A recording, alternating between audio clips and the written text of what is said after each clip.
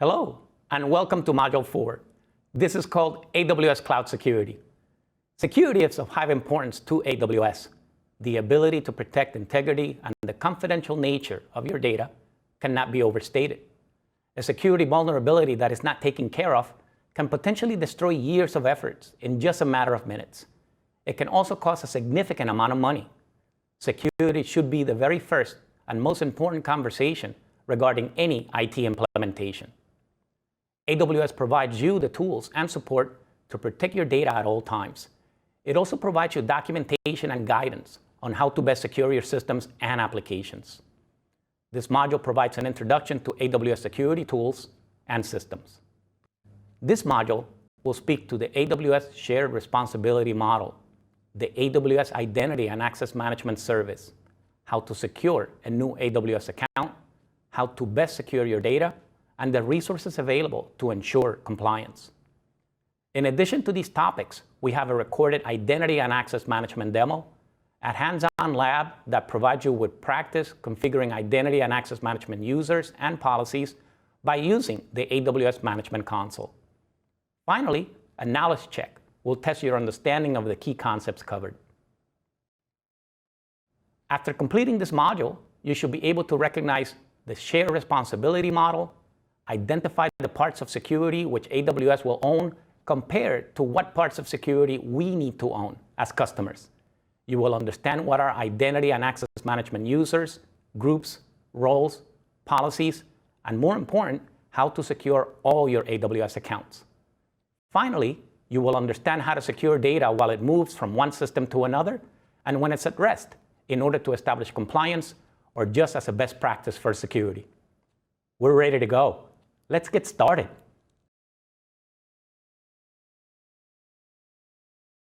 Hello and welcome.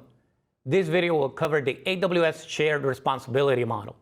Security and compliance are a shared responsibility between AWS and customers. The AWS Shared Responsibility Model basically indicates which parts of security will be handled by AWS and which parts customers are responsible for. We can say that AWS is responsible for the security of the cloud. That means AWS is responsible for everything related to the physical implementation. This includes physical facilities and systems. According to the model, customers are responsible for security in the cloud. That means customers are responsible for securing every application and data set that they implement in the cloud. AWS provides the tools to protect your applications and data. However, it is your responsibility to use these tools to secure your data and applications. AWS operates, manages, and controls the software virtualization layer and the hardware and global infrastructure components, which the physical security of the facilities where AWS services operates. AWS is responsible for protecting the infrastructure, including the hardware, software, networking, and facilities that run the AWS cloud services. Meanwhile, the customer is responsible for the encryption of data at rest and the encryption of data in transit from one system to another. The customer should also ensure that the network is configured for security. The customer should ensure that security credentials and logins are managed safely. The customer should also manage the firewall configurations and the security of the operating system and applications that run on any compute instances they launch. For example, using the Amazon EC2 service. Let's look at the security of the cloud now in more detail. Remember, this is the part that AWS is responsible for. AWS is responsible for protecting the physical security of the data centers and for protecting the global infrastructure that runs all services that are offered by the AWS cloud. The global infrastructure includes AWS regions, availability zones, and edge locations. AWS is also responsible for the physical infrastructure that hosts your resources, including redundancy and intrusion detection. AWS provides this infrastructure so that you can take advantage of the compute, storage, database, networking, and other services that are available. AWS ensures that the virtualization infrastructure provides isolation between customer workloads. For example, the EC2 instances of one customer are isolated from the compute environments of another customer. Now, let's look at the security in the cloud in more detail. Remember, this is the part that the customer is responsible for. As a customer, you are responsible for what you deploy when using AWS services. The specific security step you must take depends on the services that you use and the complexity of your applications. For example, if you make use of the EC2 service, you are responsible for securing the operating system that runs on your EC2 instances. You are also responsible for securing your applications and for configuring your security groups and network settings appropriately. You are also responsible for managing the security of your AWS data.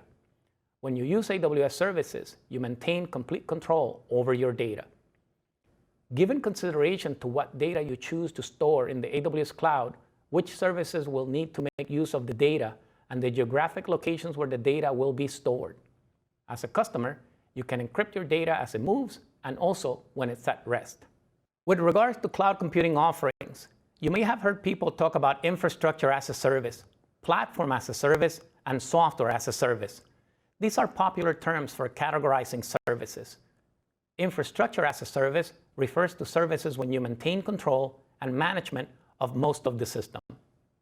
Amazon EC2 is an example of a service that could be categorized as infrastructure as a service because you are provided with a virtualized server and you have complete control over managing that virtual server, very similarly to how you will manage it if it were a physical server in your physical facility and data center.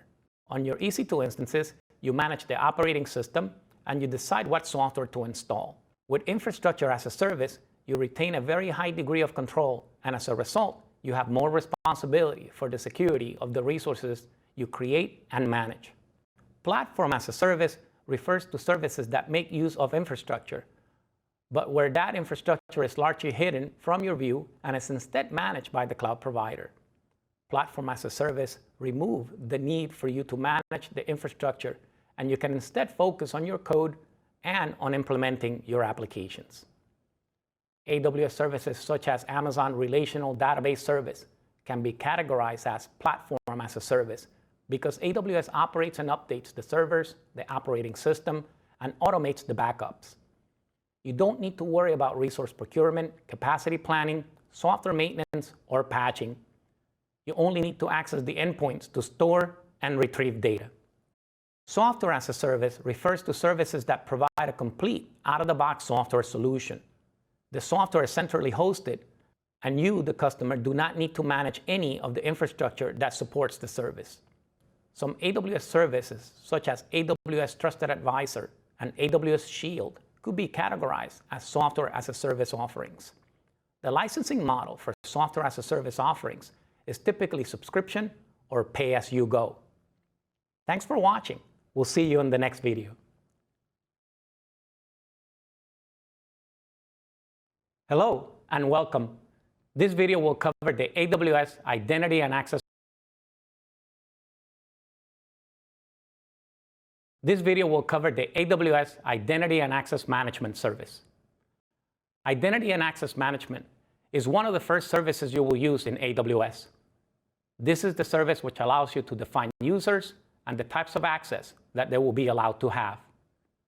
Identity and Access Management is a free service. There is no charge for you in order to define users, groups, roles, and access controls. Identity and Access Management is a global service. That means that IAM resources are available to all regions of the AWS cloud. IAM allows you to control access to all your AWS services using policies and assign them to specific users in order to define operational groups like systems administrators, database administrators, storage administrators, and security administrators. IAM handles authentication and verification of access for a user, role, or to a specific resource. In a nutshell, Identity and Access Management is a tool that centrally manages access to launching, configuring, managing, and terminating resources in your AWS account. It provides a fine-grained control over access to resources, including the management of who can access the resources and how they can be accessed. You can grant different permissions to different people or even applications. Identity and access management allows you to define some items that require definition. First, a user is usually a person that has been allowed to access your AWS account.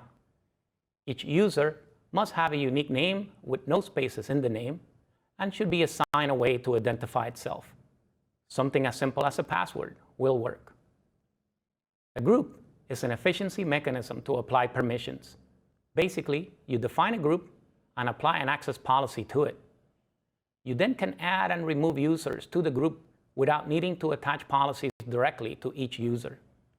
Groups are useful to carefully define access to different responsibility teams, like DBAs, developers, and auditors. A policy is a document which defines access to one or more services. Policies are created independently of users and groups. They can then be attached in order to enable the access controls that they define. A role is a mechanism for granting temporary access to AWS services. For example, a user can assume a role to access a service that is not normally available. The user assumes the role, deals with the service as needed, and then reverts back to its usual access. This is similar to the sudo command in Linux operating systems, where a user can perform an administrative function that is not normally available to him. A role is a way to grant access to resources in a temporary basis and only to selected users or applications. Authentication is a basic computer security concept. A user or a system must first prove their identity.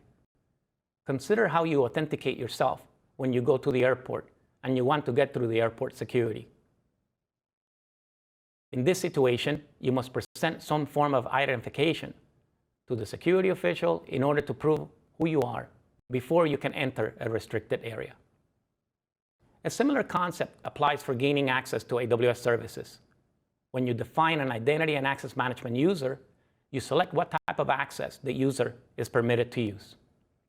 You can assign two different types of access to users.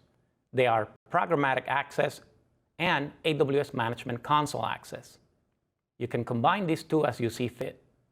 You can assign programmatic access only, console access only, or you can assign both types of access. If you grant programmatic access, the user will be required to present an access key ID and a secret access key, a key pair, when they make an AWS API call by using the AWS CLI or the AWS SDK. If you grant management console access, the user will usually be required to fill at least their username and a password. If multi-factor authentication is enabled for that user, they will be asked for the MFA code. For increased security to services, we recommend enabling MFA. MFA stands for multi-factor authentication, and it is a way to add an additional piece of information that needs to be provided before a user is granted access.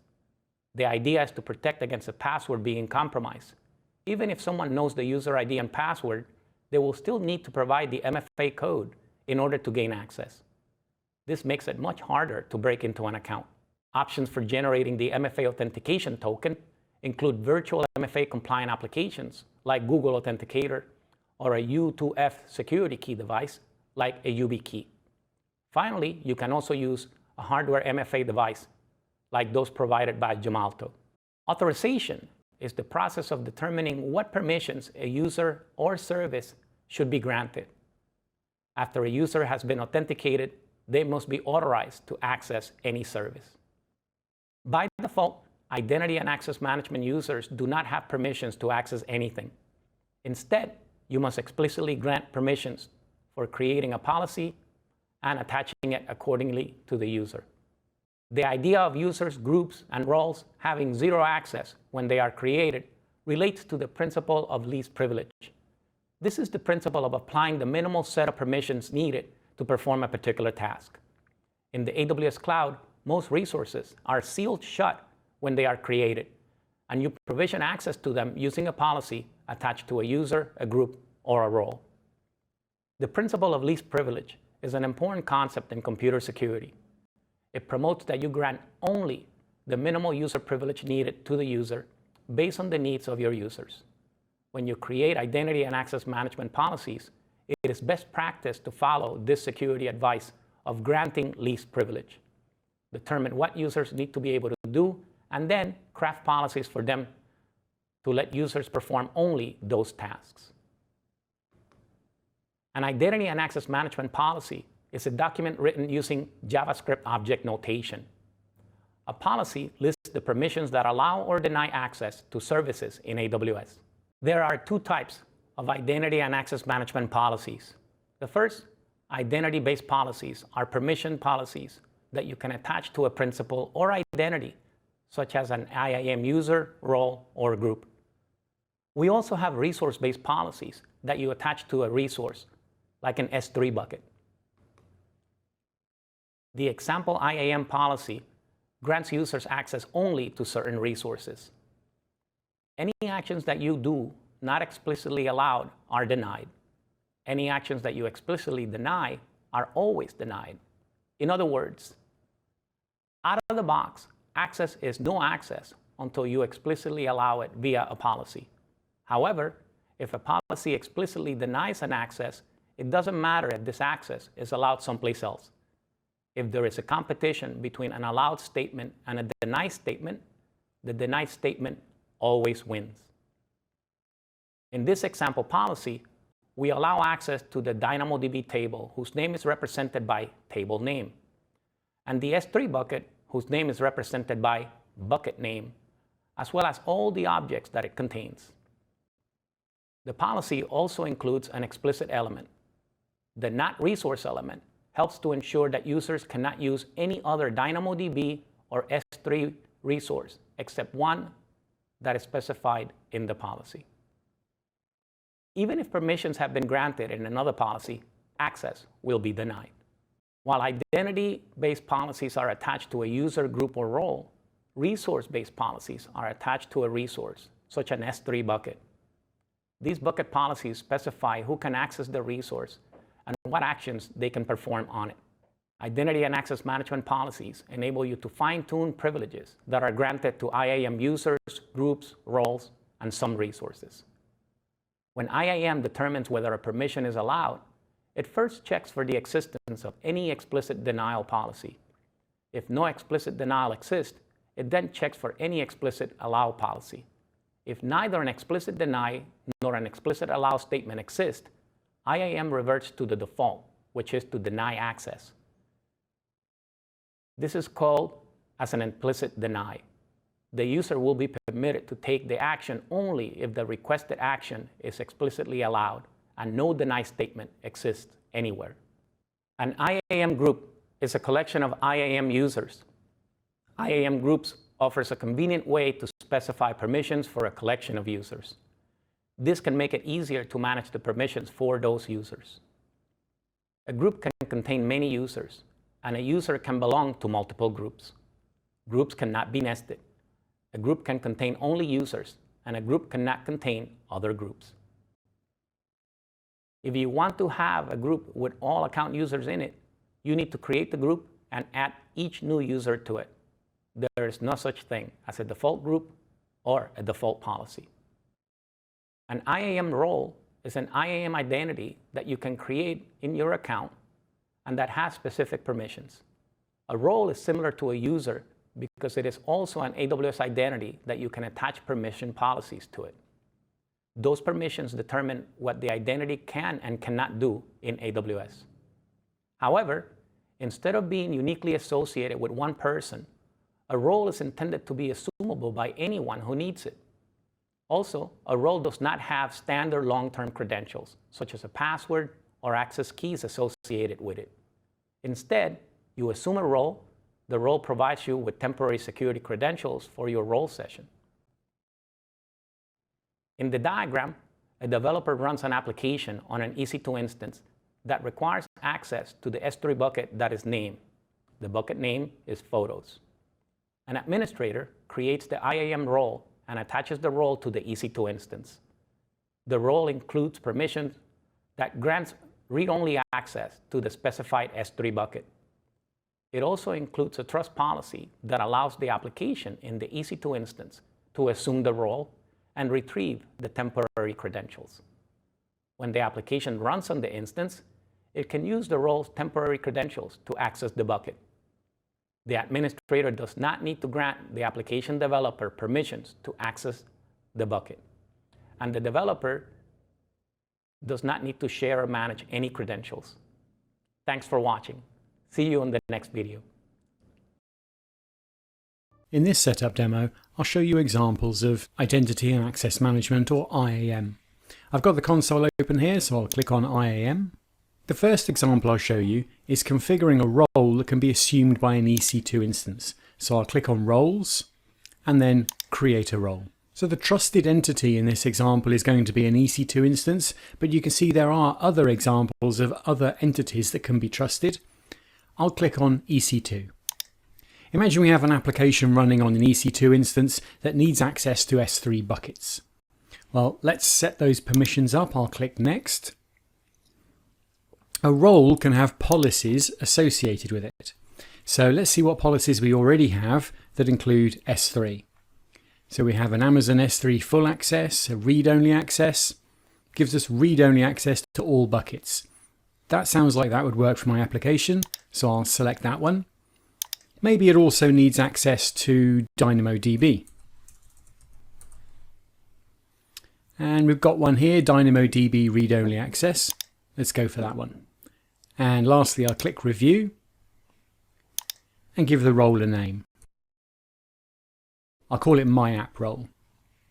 And you can see the two policies it has here and create that role. Now if I go to EC2s, I'll launch an instance, pick the default Linux Amazon AMI, go for the default instance type, configure the instance details, and now you can see the My App role appears here. If I were to use this when I create the EC2 instance, the EC2 instance would then have the policies that are associated to that role. It would be able to read from DynamoDB and S3.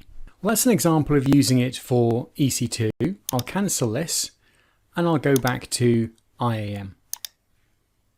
IAM is a service that lets you securely control access to AWS resources by particular entities. So that entity could be an EC2 instance or it could be a user. Let's create a group and we'll create a user inside the group. Let's imagine we have a group of network operators. I'll call the group name NetOps. I can apply one of the policies to this group. So maybe my NetOps group should have full access to the VPC. So I'll select this one for NetOps and click Next Step. So we have a NetOps group and we've got Amazon VPC full access. So this is a policy that's pre-configured for us. And I'll create that group. Now I'll create a user. So I'll add a user and we'll call this user Dave. And Dave's going to have management console access, auto-generated password that they have to change when they log in. Set the permissions for Dave. Well, if we put Dave into the NetOps group, then he's going to inherit the roles that are associated with that group. So I'll add him to the group and click Review. He's in the group NetOps. Let's create user. And then I could send the credentials to Dave, or I could ask him to log in and set his password. Let me go back and click on Dave. You can see the permissions that Dave has is Amazon VPC full access because of the group that he has membership of, which is the NetOps group. If I select policies here, we can see the built-in policies that I've been using in my examples, but we could also create our own policies. There's a visual editor where you can choose services, actions, resources, and request conditions. And you can also write your own policies in JSON. This allows you to create custom sets of policies that could be for particular users or groups or other resources. Remember, IAM is based on a principle of least privilege. No entity or user should have any more privileges than they need.